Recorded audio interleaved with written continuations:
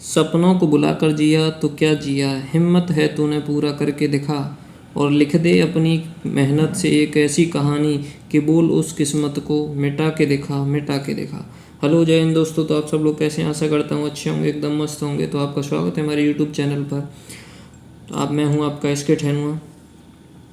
तो आज की हमारी वीडियो जो है इंग्लिश क्लासेज है। हम आपके लिए इंग्लिश क्लासेज लेके आए हैं।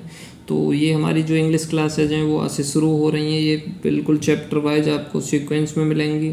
आज का हमारा पार्ट 1 रहने वाला है सिंटैक्स सब्जेक्ट वर्ब एग्रीमेंट का। तो ये हमारा पार्ट 1 है। इसमें हमें 3 से 4 पार्ट सिंटैक्स में बनेंगे जब कंप्लीट हो पाएगा। तो आज का ये हमारा पार्ट 1 है।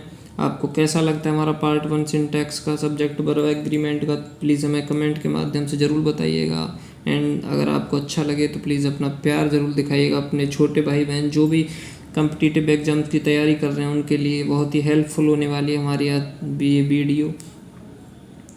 हम एक सीरीज़ शुरू कर रहे हैं इंग्लिश के लिए। तो ये हमारा पार्ट 1 है सिंटैक्स का, फर्स्ट ही चैप्टर है। तो हम देरी न करते हुए वीडियो को शुरू करते हैं। ये आज के हमारे विचार हैं। जो कभी संघर्ष से परिचित नहीं होता, इतिहास गवाह है कि वो कभी चर्चित नहीं होता। ये हमारी आज की लाइन है आपके लिए। तो वीडियो हम शुरू करते हैं। ये हमारी चैप्टर 1 आ चुका है सिंटैक्स का निकल के। ये स्पेशल अग्निवीर बैच के लिए स्पेशली चल रही हैं क्लासेज, लेकिन ऑल कॉम्पिटिटिव एग्जाम के लिए हेल्पफुल होने वाली हैं। आप देख सकते हैं क्योंकि इंग्लिश का कोई लेवल नहीं होता है। सारी क्लासेस इंग्लिश की जो है वो एसएससी में भी वही इंग्लिश है, एयरफोर्स में भी वही इंग्लिश है, नेवी में भी वही इंग्लिश है, और अदर एग्ज़ाम में जिसमें भी इंग्लिश आती है सब में इंग्लिश रूल्स वही होते हैं भाई। एग्ज़ाम का पैटर्न बदल जाता है, बस रूल्स सभी एक ही होते हैं। तो ये हमारा सिंटैक्स चैप्टर है। सफल होने के लिए सफलता की इच्छा सफलता के भय से अधिक होनी चाहिए। सब्जेक्ट वर्ब एग्रीमेंट है ये हमारा। तो हमारा रूल नंबर 1 आपके सामने है। इस रूल नंबर 1 को हम आपको दिखाते हैं पढ़ के। रूल नंबर 1 क्या कहता है? नीड नॉट और डेयर नॉट का प्रयोग सिंगुलर और प्लूरल सब्जेक्ट के साथ प्लूरल फॉर्म में होता है। जो नीड नॉट और डेयर नॉट का प्रयोग होता है वो सिंगुलर हो या प्लूरल सब्जेक्ट हो, दोनों के साथ ही प्लूरल फॉर्म में होता है। मतलब इसके साथ एस या ईएस नहीं लगती है। नीड नॉट और डेयर नॉट के साथ ये हमेशा प्लूरल फॉर्म में यूज होगा। जैसे एग्जांपल ले लेते हैं, she need not go there, she need not go there, तो ये हमारा राइट हो जाएगा। और नेक्स्ट जो है सी नीड्स नॉट गो देयर, ये हमारा रॉन्ग हो जाएगा।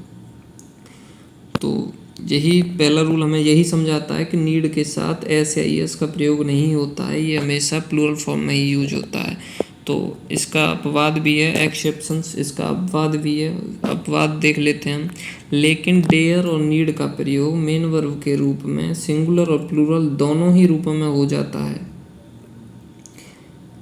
जैसे अगर डेयर और नीड का प्रयोग मेन वर्ब के रूप में हो तो सिंगुलर और प्लूरल दोनों ही रूपों में डेयर और नीड का प्रयोग हो जाता है। जैसे she needs a book, she needs a book, तो यहाँ पर सिंगुलर सब्जेक्ट हुआ सी, तो उसके हिसाब से सिंगुलर वर्ब आ गई, नीड्स में एस लग गया। लेकिन यहाँ पर प्लूरल वर्ब हो गई दे, तो यहाँ पर नीड के साथ एस नहीं आएगी क्योंकि यहाँ पर वर्ब भी प्लूरल आएगी, प्लूरल फॉर्म में आएगी। वहाँ पर सी सब्जेक्ट सिंगुलर था तो उसके हिसाब से नीड्स जो है सिंगुलर हो गई थी, एस लग गई थी उसमें। इसको आगे ध्यान दें। थर्ड पर बात कर लेते हैं हम। I do not need a pen, तो इसमें जो है आई जो है प्लूरल सब्जेक्ट हो गया, तो उसके हिसाब से प्लूरल वर्ब आ गई डू, और डू के साथ नॉट आ रहा है तो उस हिसाब से नीड में एस या ईएस नहीं लगेगी क्योंकि नेगेटिव में एस या ईएस नहीं लगती है। तो आगे चलते हैं हम रूल नंबर 2 पर। रूल नंबर 2 क्या कहता है? सपोजिशनल सेंटेंस जैसे इफ़, एज दो, if only, suppose, I wish से प्रारंभ होते हैं।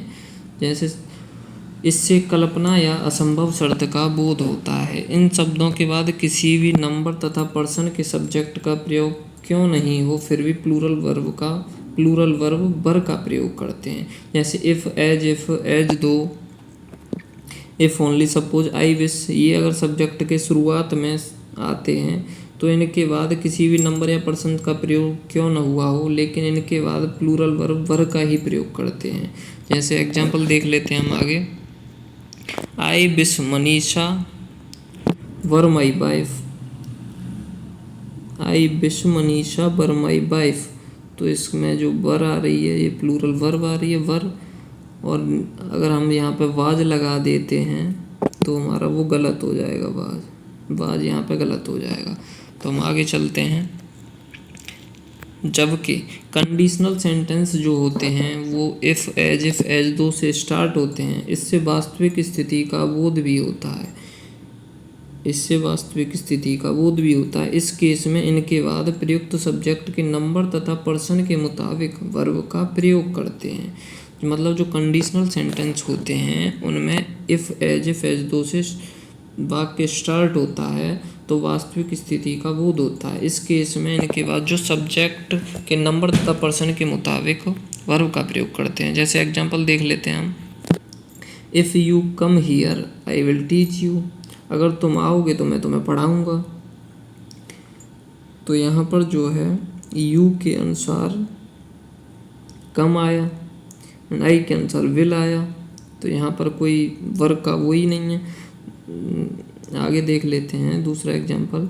स्नेहा लुक्स एज दो सी हैज़ बीन वर्किंग, तो यहाँ पर जो है स्नेहा यहाँ पर सिंगुलर है तो उसके हिसाब से लुक्स में एस लग के ये भी सिंगुलर हो गया। यहाँ पर सी सिंगुलर सब्जेक्ट है तो उसके हिसाब से हैज़ बीन यहाँ पर सिंगुलर हो गया। तो ये आपका क्लियर हो गया होगा मानता हूँ मैं। तो रूल नंबर 3 पर चलते हैं।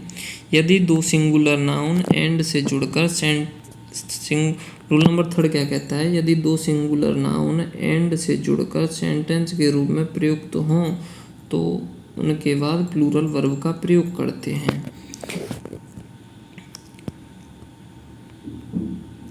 जैसे एग्जाम्पल देख लेते हैं हम।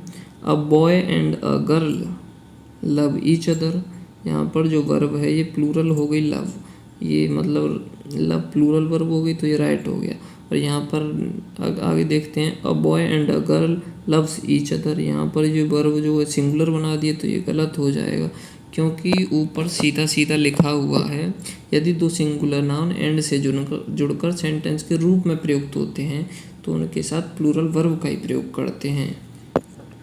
एक चीज़ और बता देता हूँ मैं आपको। अगर यहाँ पर अ बॉय, आगे देखते हैं, आगे बताऊँगा। चलिए रूल नंबर 4 देख लेते हैं। रूल नंबर 4 क्या कह रहा है? पेयर वर्ड्स जैसे bread and butter, rice and curry, bread and butter, rice and curry, hammer and sickle, slow and steady, sum and subtract, ETC। आगे बहुत सारे वर्ड हैं तो इनको आधे सब्जेक्ट के रूप में प्रयोग हों तो इससे एक ही वस्तु का बोध होता है तथा सिंगुलर वर्ब का प्रयोग होता है। तो ये क्या कहना चाहता है? जो पेयर वर्ड होते हैं वो अगर सब्जेक्ट के रूप में प्रयोग होते हैं कहीं पर तो उनसे एक ही सब्जेक्ट का बोध होता है, तो इस हिसाब से इनके साथ सिंगुलर वर्ब का प्रयोग करते हैं। तो इसके हम आगे एग्जाम्पल देख लेते हैं। एग्जाम्पल क्या कह रहा है? पहला, bread and butter is my favourite breakfast, bread and butter is my favourite breakfast. तो जो ब्रेड एंड बटर है ये एक ही सब्जेक्ट हुआ तो इसके हिसाब से यहाँ पर सिंगुलर वर्ब आ गई है। राइस एंड करी यहाँ पर एक ही सब्जेक्ट हुआ तो इसके हिसाब से यहाँ पर सिंगुलर वर्ब आ गई, इज अ पॉपुलर डिश। तो ये आपकी समझ में आ गया होगा। रूल नंबर 5 पर चलते हैं। रूल नंबर 5 क्या कहता है? यदि दो सिंगुलर नाउन एंड से जुड़े हों तथा फर्स्ट सिंगुलर नाउन के पहले आर्टिकल और पजेसिव एडजेक्टिव का प्रयोग हो तो इससे सेम पर्सन का बोध होता है अतः सिंगुलर वर्ब का प्रयोग होता है। तो यही नियम मैं आपको पीछे बताने वाला था लेकिन यहाँ लिखा हुआ है तो यहाँ पे बता देता हूँ। जैसे अगर दो सिंगुलर नाउन है वो एंड से जुड़े हुए हैं और उनमें से पहले वाले सिंगुलर नाउन के साथ आर्टिकल या पजेसिव एडजेक्टिव लगा हुआ है, पीछे वाले के साथ नहीं लगा हुआ है, तो उनसे सेम पर्सन का बोध होता है, उस हिसाब से उनके साथ सिंगुलर वर्ब का प्रयोग करते हैं।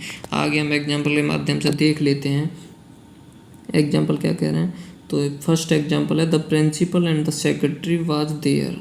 The principal and the secretary was there, तो जो प्रिंसिपल है वही सेक्रेटरी है यहाँ पर, तो उसके हिसाब से वाज हम सिंगुलर वर्ब लगा दी है, तो ये बिल्कुल राइट हो जाएगा। एंड सेकंड क्या कह रहा है, my uncle and the guardian has come to see me. तो माई अंकल जो हैं वही मेरे गार्जियन हैं, जो मेरे अंकल हैं वही मेरे गार्जियन हैं, तो उसके हिसाब से सिंगुलर वर्ब आ गई है। ये एक ही सब्जेक्ट है, उस हिसाब से यहाँ पर सिंगुलर वर्ब का प्रयोग करेंगे। तो आज की हमारी वीडियो जो पार्ट 1 है उसमें रूल हमने 5 कराए हैं। आशा करता हूँ आपको हमारे रूल्स अच्छे से समझ में आए होंगे। अगर समझ में आए हो तो प्लीज़ कमेंट के माध्यम से हमें ज़रूर बताइएगा, और आपको आगे और ऐसे ही वीडियो चाहिए तो प्लीज़ हमें अपना प्यार दिखाइए, हमारी वीडियो को ज़्यादा से ज़्यादा लाइक करिए एंड शेयर करिए। जय हिंद दोस्तों, अपना प्यार दिखाइए।